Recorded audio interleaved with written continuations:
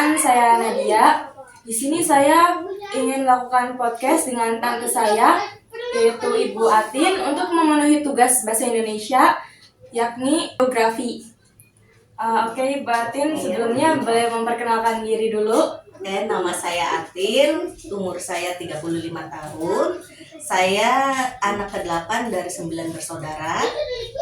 Ibu Atin ini salah satu adik dari ibu saya. Beliau beralamat di Desa Mundu Besikit, Kecamatan Mundu. Beliau saat ini adalah pedagang di rumahnya.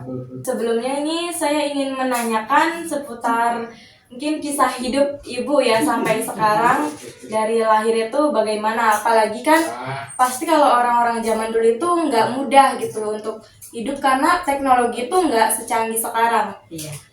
Mungkin kita mulai dari sewaktu Ibu Atin kecil ya. Saya dibesarkan dari keluarga yang sangat sederhana. Pendidikan saya dari SD sampai SMA. SD itu di SDN Mundu 2.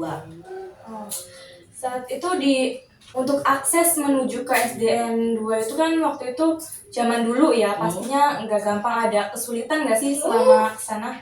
Ya, waktu SD akses untuk menuju ke sekolah itu melewati pesawahan. Kebetulan letak sekolahnya di pemukiman warga dan juga area pesawahan. Jadi kita jalan kaki dari rumah ke sekolah itu.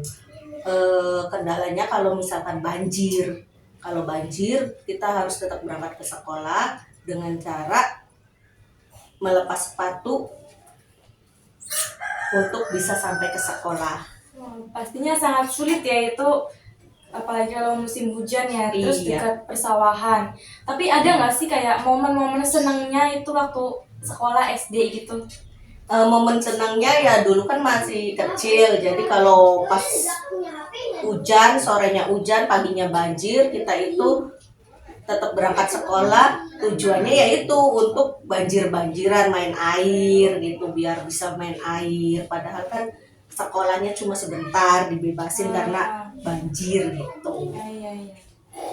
Jadi kayak walaupun musibah masih bisa senang-senangnya Iya. gitu ya. Ya namanya juga anak kecil waktu itu kan belum ngerti. Selanjutnya sendiri nih, waktu ke pendidikan SMP ya, Ibu Atin itu bersekolah di mana? Waktu SMP saya sekolah di SMP Negeri 1 Mundu. Kalau ini lumayan jauh aksesnya, jadi kita naik ojek. Ada kendala lagi nggak sih selama melakukan pembelajaran di SMPN 1 Mundu itu? Ya kendalanya sih ya itu kalau misalkan hujan. Kalau hujan kan kadang tukang ojeknya nggak ada. Ya aksesnya cuma ada ojek aja sih, selain ojek nggak ada lagi, nggak ada angkot atau apa, jadi nggak bisa berangkat. Jadi kalau udah hujan nggak ada ojek itu akhirnya nggak berangkat sekolah. Soalnya kan kalau hujan itu tukang ojeknya juga banyak yang nyari, jadi ya nggak kebagian tukang ojek. Terus Di selama SMP ini nih ada nggak sih momen yang nggak bisa dilupakan, atau itu kenangan baik atau buruk gitu mungkin ya? nah kalau di SMP ini ininya kan lokasinya kan nggak begitu jauh, jadi kalau kita pulang rame-rame gitu tuh pulangnya jalan kaki. Jadi ya itu yang bikin seneng tuh, bareng-bareng sama temen pulangnya jalan kaki gitu, jadi nggak kerasa capeknya gitu. Iya. Terus akhirnya abis lulus dari SMP ini masuk ke SMA. SMK Oh, SMK. SMK Islamic Center. Oh, Islamic Center. Ini kan SMK kan tentunya perjalanan tuh jaraknya makin jauh ya. Makin jauh, naik angkotnya 2 kali. Di SMK ini saya mengambil jurusan sekretaris, dan alhamdulillah setelah lulus SMK saya bisa bekerja di pabrik di bagian yang pernah sekolah ajarkan ke saya, yaitu bagian sekretaris. Dan waktu kerja saya di bagian HRD. Jadi kan ada sedikit ilmu yang saya dapat dari SMK. Iya. Ilmu yang didapat dari SMK akhirnya bisa diterapkan di dunia kerja ya. Iya. untungnya tuh di pas dapat kerja, pas dapat posisinya di HRD atau di bagian sekretaris yang dulunya saya SMK-nya di jurusan itu. Ibu Atin ini kerja di pabrik itu berapa tahun?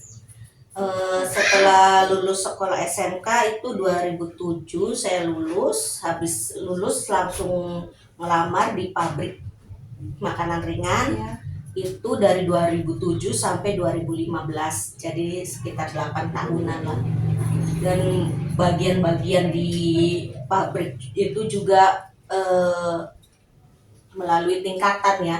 Waktu pertama masuk itu saya di bagian packing borongan, untuk pengawas packing borongan. Terus naik tingkat lagi ke bagian gudang, kepala gudang. Terus yang terakhir alhamdulillah kita naik tingkat lagi di bagian HRD personalia. Iya. Dan terakhir udah habis kerja mengundurkan diri karena mau nikah, langsung udah nikah. Kehidupan setelah menikah itu bagaimana? Setelah nikah saya nikah bulan Januari tahun 2016. Nah, pas bulan Maret alhamdulillah langsung hamil, dan sampai bulan Desember lahir anak perempuan.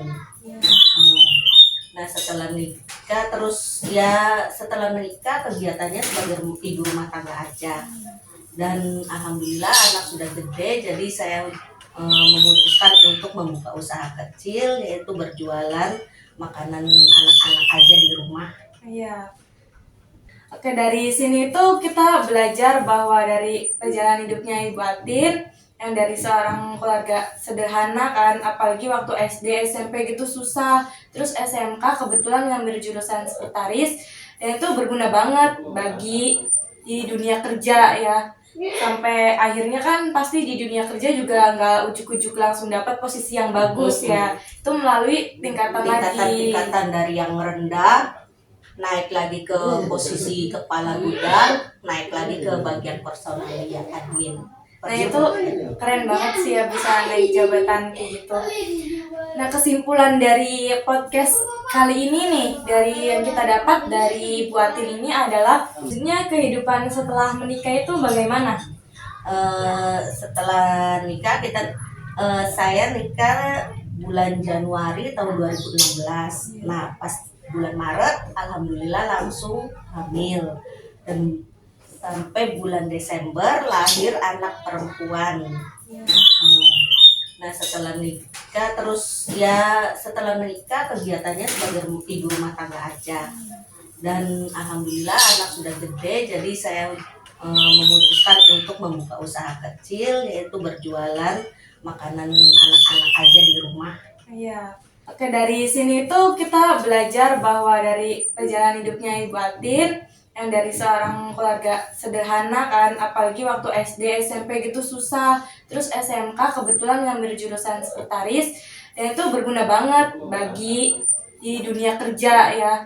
Sampai akhirnya kan pasti di dunia kerja juga nggak ujuk-ujuk langsung dapat posisi yang bagus ya. Itu melalui tingkatan dari yang rendah naik lagi ke posisi kepala gudang, naik lagi ke bagian personalia admin.